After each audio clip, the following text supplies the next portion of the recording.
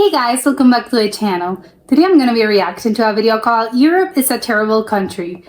So I'm very intrigued by this video. It's a terrible country, but Europe is not a country to begin with. So hopefully it's a joke. I do not believe this is real. I don't think anyone's going to confuse Europe with a country. Hopefully, please, no. So hopefully it's going to be a joke. I don't know. Let's check it out and comment, like, and subscribe.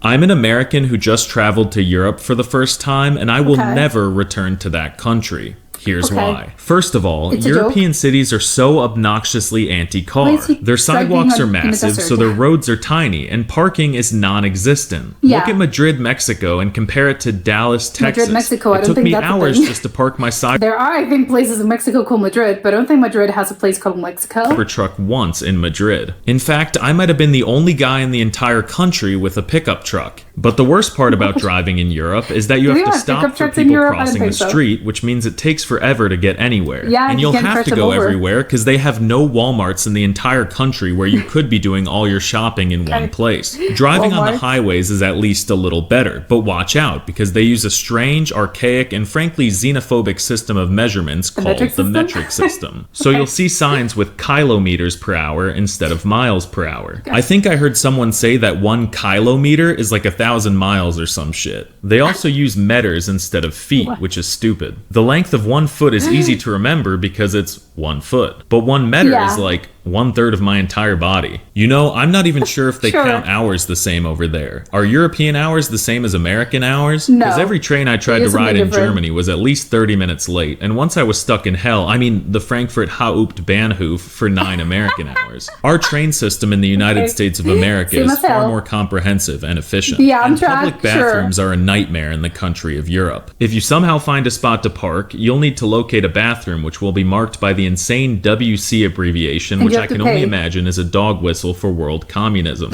And these bathrooms are torture. In America, we have huge cracks in our bathroom stalls, which make defecating an open, communal experience. But in Europe, the stalls cover not just the cracks in the side, but the entire doorway. So yeah, you can't make eye contact with other men while you do your business. I always felt so alone in those stalls. And don't even get me started on European food. They use natural ingredients, which were very disruptive to the carefully artificial gut microbiome that I incubated stateside. And they banned all the good shit in Europe, like potassium bromate and azobicarbonamide, which means their bread tastes like shit and isn't soft. I'd rather eat Wonder Bread than a giant stick of natural dog water. And Europeans don't even use butylated hydroxyniazole, which is my favorite synthetic petrochemical antioxidant, which keeps our food preserved well for thousands of years in America. They must waste so much food in Europe because it all expires in a week. And restaurants suck in their country because the waiters don't check in to see how you're doing every 5 seconds like they do in America. I'd like to keep my waiter updated, but at least this wasn't as isolating as the bathroom stall. At least you don't have to pay or tip or whatever. It sure didn't feel like I was paying with the Monopoly money they use over there. And the water in restaurants has bubbles in it. You'd think it would just be some textural difference with fizz, but no, the bubble water tastes like hot dog water. Thankfully, they do still have good, nutritious food at a few normal and healthy restaurants. Have you ever had the hot dog water? Hopefully not. Sounds disgusting. Like McDonald's, Burger King, Starbucks, KFC, and Chinese food. But their grocery stores are terrible. You won't find any necessities like Feastables, Twinkies, Goober, and they have no good breakfast cereal. And one time I asked the worker at the deli if they had American cheese, and she stared at me dumbfounded like I had something wrong with my eyes. Politics are also terrible in Europe. There are dozens of political parties everywhere that try to represent all the citizens' viewpoints and create a fair and balanced democracy. That's disgusting and confusing. There are too many choices. We keep it simple with just 2 parties who always run amazing candidates, and if you look deep enough, they sort of are the same thing anyway, which makes things easier. Laws in Europe are also busted. I stayed in a hostel when I was there, which is like a prison for poor people who want to travel. And I was stuck with, and I kid you not, 30 drunk 10-year-olds screaming in Slovakian all night because the drinking age in Europe is 5, and their climate policy is absurd. Yes, I think climate change is a problem that must be resolved, but Europeans take it to the extreme. European water bottles are ass. Every water bottle has a cap that is fused to the bottle with some black magic, so it's physically impossible to remove remove it. It sucks, but apparently if we keep the caps attached, the Netherlands won't sink underwater. Yeah, but So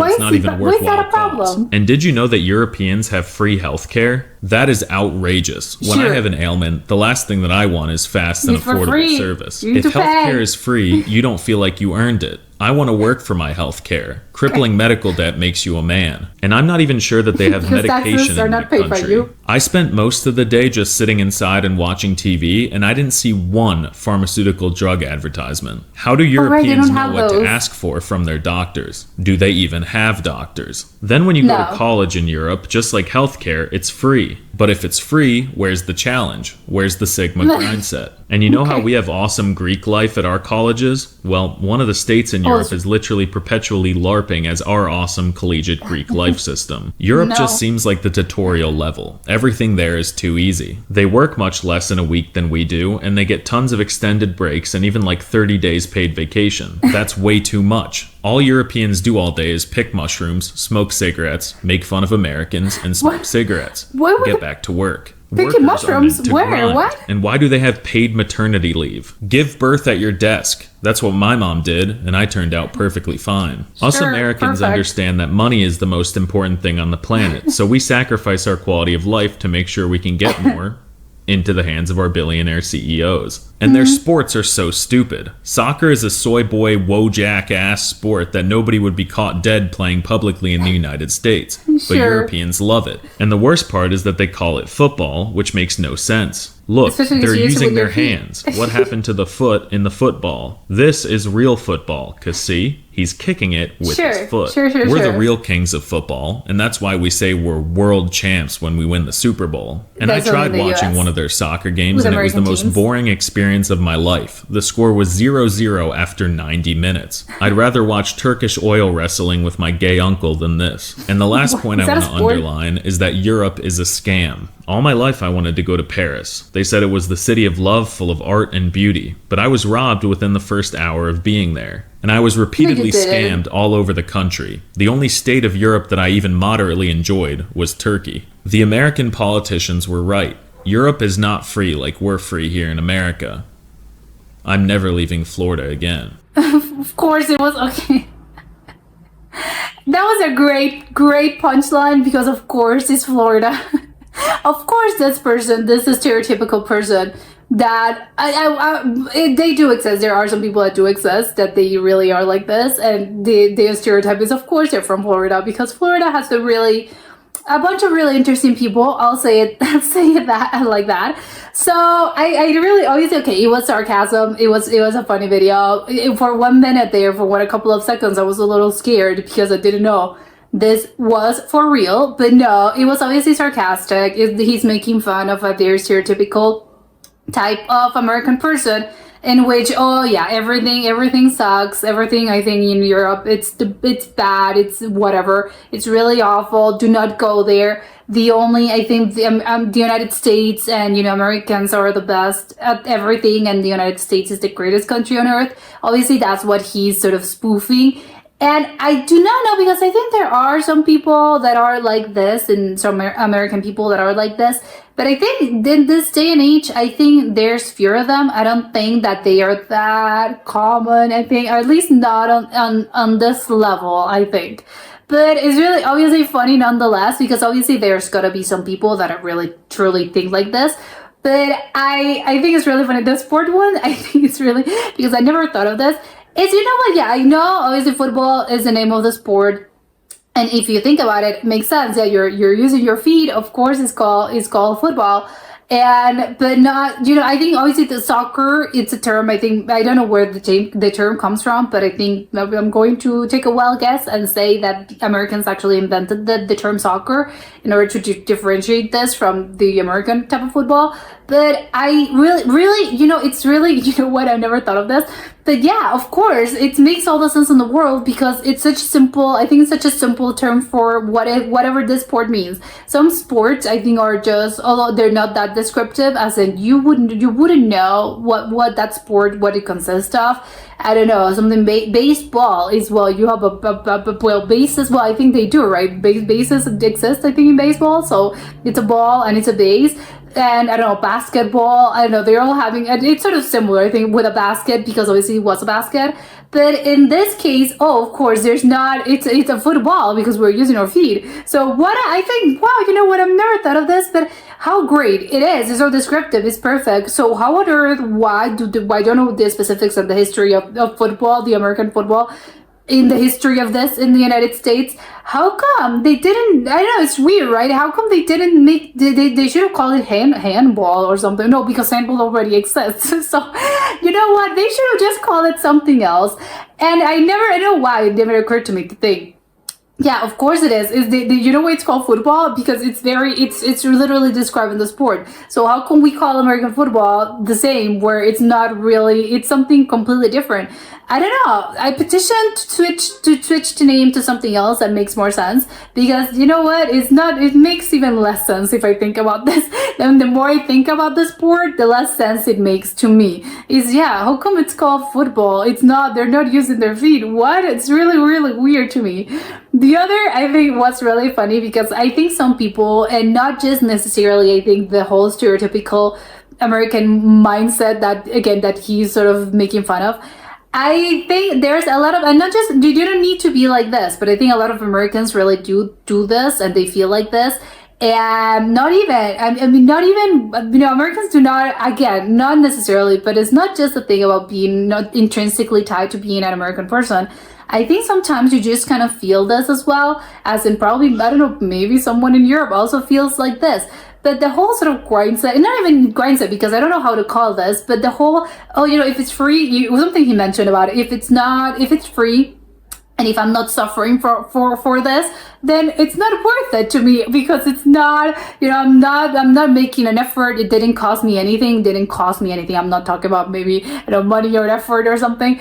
And it's really funny because, yes, again, it's not necessarily about a nationality or anything, but I think sometimes there's this mindset I think the humans get of, if I'm not suffering, then it's not really worth it. It takes not the fun, because obviously no one wants to suffer, but I think sometimes really, I think humans get stuck on this, as in, if it comes easy at me, and if something comes, I know it's just, was it so easy? That is not really worth it. You would feel, but what are the perks? Because I think in order to have great perks, or in order to have, great returns, I need to suffer for it. And it's not necessarily, I think, no, that's kind of crazy, right?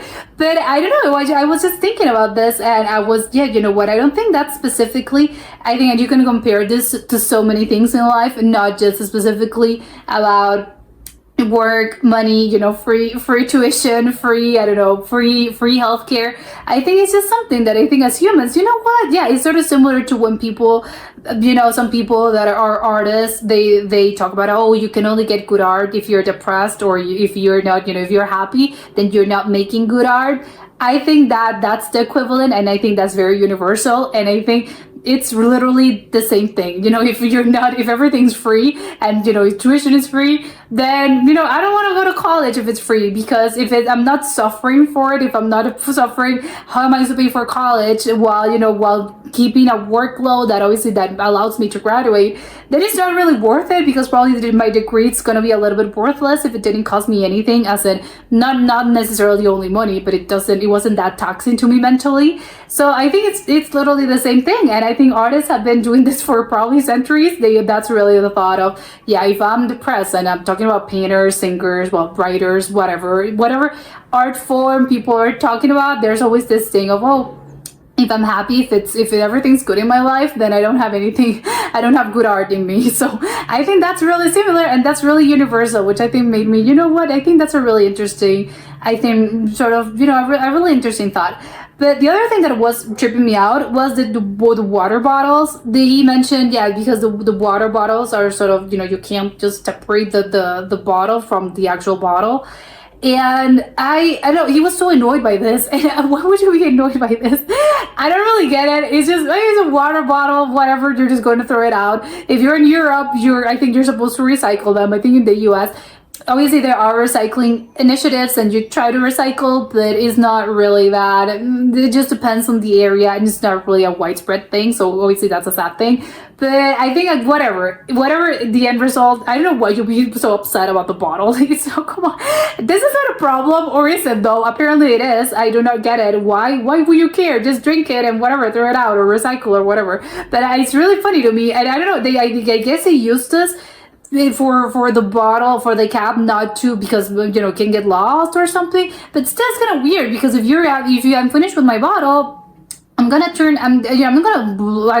leave the cap on. I mean, I'm putting the cap on again, right? So it's weird to me how apparently that's a problem. People are just throwing the bottle caps all over in the streets, and that's why Europe started changing this. I don't know. That was really strange to me. And it was, the other thing about the political party system is a two-party system. Yeah, it sucks. But do all countries in Europe have this, as in there's a lot of political parties? Because I think, maybe I'm wrong. I think maybe it just depends on the country.